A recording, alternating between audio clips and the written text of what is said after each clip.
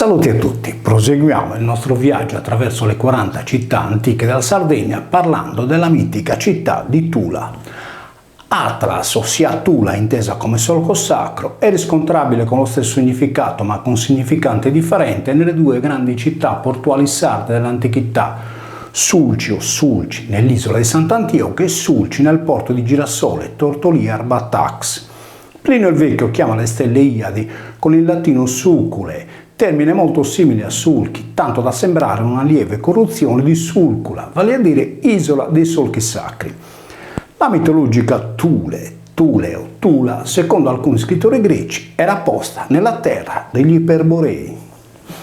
Nella letteratura antica Pitea di Marsiglia, verso il 330 a.C., colloca tale isola leggendaria a 6 giorni di navigazione dalla Scozia. In questo caso Pitea sembra perseguire l'idea di Platone, vissuto tra il 428 e il 348 a.C., il quale indica l'isola di Atlante in mezzo all'oceano. Anche Tolomeo, qualche secolo più tardi, la individuerà in un luogo imprecisato del Mare del Nord. Erodoto, invece, si limita a dire che gli indigeni dell'Africa nord-occidentale considerano il loro monte Atlante il pilastro del cielo. Sebbene Strabone, a cavallo tra i primi secoli avanti e d.C., sconfesse il racconto di Pitea, Tula rimase per sempre, fin dall'antichità, nella memoria collettiva. Secondo lo scrittore René Guénon, autore del disegno planetario, Tula era la città pulanetaria, presente in Russia, in Messico e in Sardegna. Allo stesso modo, Pula era la città stellare presente in Sardegna, nell'Istria e nel Peloponneso. Dalla Pula sarda era nata la polis greca e la conseguente Dodecapolis, il cumone delle 12 Pulas che trasponeva sulla terra le Pleiadi del cielo. Come racconta Varrone, la fondazione di una nuova città, polis o Pula, avveniva con il tracciato del solco sacro aperto dall'arato trainato da un giogo di buoi. Delimitata l'area si innalzava il muro che a seconda delle località veniva chiamata Pomerio, Plemurium, ossia Pulemurum, Mandra, Arci, Madao o Medao. Il muro che cingeva il più antico centro astronomico della Sardegna, a Tula, è detto Samandramanna, e gli astronomi che ivi contavano le ore erano per questo chiamati Orelis o Mandrone, ovvero sia sfaticati. I Mandrones, detti in contesti differenti anche mandriani, erano considerati tra gli altri coloro i quali controllavano in Alessandria d'Egitto il tempio a Iside Lochia.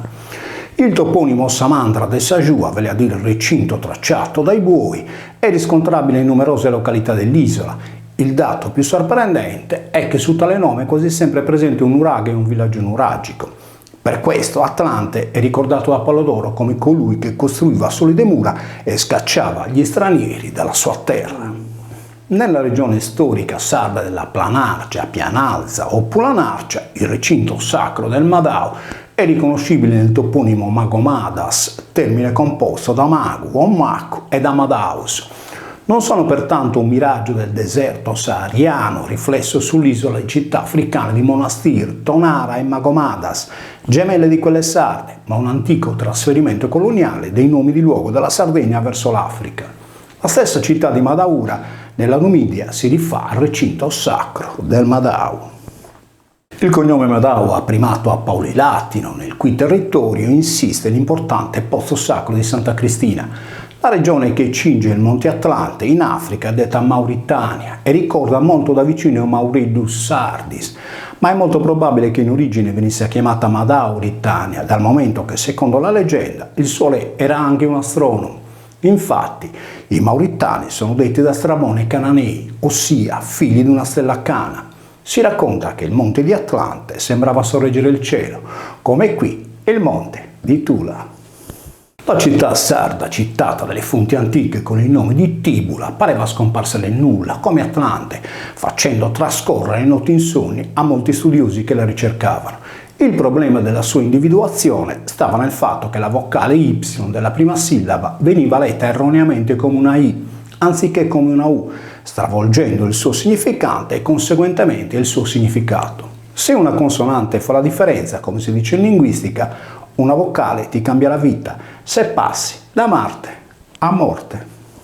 Pertanto la città di Tubula, trascritta in questo modo in latino, faceva riferimento al tubus, ovvero sia al canale o condotto che si forma quando l'aratro apre il solco sulla terra o quando il fiume scava il suo letto nella valle. Ne è un esempio il Flumini di Tula, Gairo. Nel sardo logudorese solitamente la consonante B o V intervocalica in sillaba atona decade per sincope, per cui si hanno gli esempi di Tula per tubula e Lula per luvula. L'Atlas, la Tula o il solco di Tula è scavato dal fiume Coghinas, proprio ai piedi di San Andremanna.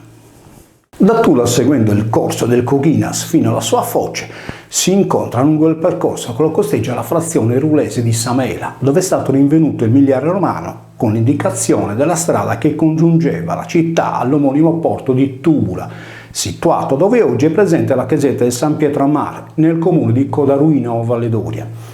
Tula era un centro strategico, dislocato nel crocevia di strade che tagliavano trasversalmente, orizzontalmente e verticalmente la Sardegna settentrionale. Tutte le divinità del cielo avevano un riscontro pratico sulla terra. Il solco sacro della Tula era quello che cingeva la Pula o città al momento della sua fondazione, come un abbraccio degli sposi in luna di miele. Pertanto Tula Atlante e Pula Pleione non avevano ricevuto un nome a caso. Allo stesso modo era chiaro il messaggio dei sardi scolpito con le protomi taurine sulle pareti delle Domus Deianas, quando 3000 anni prima di Cristo il punto gamma segnava la costellazione del Boe e nel polo nord celeste svettava la stella Tuban, corruzione di Tubula. Quando il Sole toccava la costellazione del Toro, la stella che indicava il polo nord celeste era dunque quella di Tuban, che segnava la coda del drago e che traduceva dall'arabo la parola basilisco, ossia piccolo re. Omonima di tale stella era Regolo, che con la falce o Gileone tagliava in due il drago a nord. E questo è il motivo per cui i letterati greci cercavano la mitica isola di Tula nel nord Europa, mentre Platone e Tolomeo la indicavano nell'Atlantico. È chiaro che Atlas, Attula, Tubula o Tula erano riferimenti celesti, trasposti sulla terra sarda. 3000 anni avanti Cristo, quando la stella Tuban era posizionata nel polo nord celeste, la testa del drago era rivolta a occidente, là dove il sole andava a morire. Per questo il giardino delle Spiridi si trovava sia nella zona interpolare del cielo notturno, visibile tutto l'anno, sia sulla terra dove Apollo liberava i cavalli che trainavano il suo carro del sole. Quindi le Spiridi, circa 5000 anni fa, erano nella terra occidente, in Sardegna, e la loro storia o leggenda mitologica nasceva qui, nell'isola dei Beati, o Bojados, e non in Grecia. In un passo della Bibbia, nel libro della Genesi, la terra dove gli uomini lavoravano il ferro era detta Tubal. Questo nome ricorda da vicino sia Venere, la stella che la sera era chiamata Espero, sia la stella Tuban del drago, sia la città mitologica di Tubula, Tula. In sardo Ispera, da cui hanno preso il nome le Speridi, è l'ultimo bagliore di luce. Rimarco un dato importante: non possono essere stati i greci a elaborare la mitologia sulle Speridi, dunque su Atlante, poiché semplicemente nel 3000 a.C. la civiltà greca non esisteva. Quindi sottolineo il seguente fatto storico e scientifico: potevano costruire il mito delle Speridi a occidente, quando la stella Tuban segnava il polo nord, solo i sardi, i quali avevano acquisito la conoscenza dell'universo celeste per potersi orientare sulla terraferma e sul mare. Infatti, Apollonio Rodio identifica il mare sardo come sede della Nuscio o della notte, ossia della Ispera o delle Speridi. Le tre Speridi, chiamate Spera, Egle ed Eritteide, vivono nel lontano occidente, nel giardino che la madre terra donò a Era, scrive Esiodo. Entrando ora nei particolari per capire il significato delle Speridi per la cultura antica, sebbene Plinio le indichi in Mauritania, Apollodoro dice che il giardino delle Speridi si trova sulle pendici del monte Atlante, dunque in Atlas, a Tula o Tula. A riguardo recita un detto sardo: il massaio ara la terra, la tulata, quindi la solca e la semina.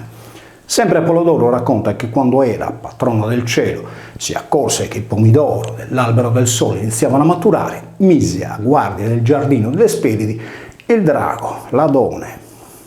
I greci intendevano con l'addizione melon, sia pomo, tutti i frutti, non solo le mele. Dopo l'equinozio d'autunno, tra il mese di ottobre e il mese di dicembre, maturano in Sardegna i frutti del corbezzolo.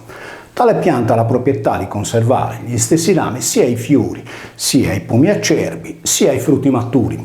La maggior parte dei pomi che in tale periodo si apprestano a tingersi di arancione e poi di rosso hanno un colore giallo, come l'oro. Nella testa del drago 3 sono le stelle dorate, Deuterias, e un arancione chiamata Medusa. La pianta e il frutto del corbezzolo sono detti in sardo, tra gli altri, melulidone, ovvero sia melo pomo dell'idone, richiamando il melo pomodoro appartenente mitologicamente al drago Ladone. Aiutato da Atlante, Ercole colse nella sua 11ª fatica i 3 pomidoro dall'albero custodito dal drago Ladone nel giardino delle Speridi, vale a dire le 3 stelle dorate del drago. Era figura divina del cielo, piangendo la sorte di Ladone ucciso da Ercole, pose la sua immagine tra le stelle come costellazione del drago, Serpe o Anguis. Tuban era pertanto la stella del drago. Se è vero che il monte di Atlante, quando era avvolto da nubi, sembrava sorreggere il cielo, come il monte di Tula in Sardegna, è vero che Samandramanna a Tula era il più grande e antico osservatorio astronomico del Mediterraneo. Il suo perimetro riproduceva un moderno goniometro che serviva a misurare gli angoli. I 2 passaggi nelle mura sono orientati a nord e a est, come quando Giove e Saturno si allineano nella sfera celeste a 60 e a 120 gradi, creando un trigono. Gonio, dicono i linguisti, è un termine derivato dal greco gonia, che significa angolo.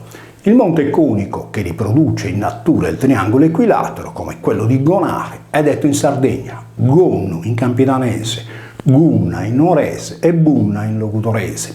La stessa gonna, abbigliamento conico femminile, è riportata in sardo con Gunnedda, Bunnedda o Punnedda, per cui il gonio per la misurazione degli angoli che i greci hanno preso in prestito nasce qui in Sardegna.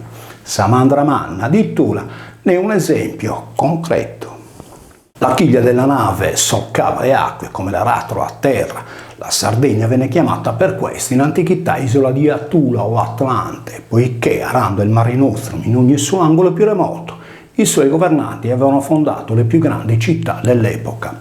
Oggi, in nome dell'energia green, abbiamo lasciato sfigurare con una selva di Paleolico un luogo mitologico, il Monte di Tula, quello che gli antichi astronomi consideravano il solco sull'isola sacra in mezzo al Mediterraneo, su mare, meso, terranzo, de Occidente. Saludos a todos.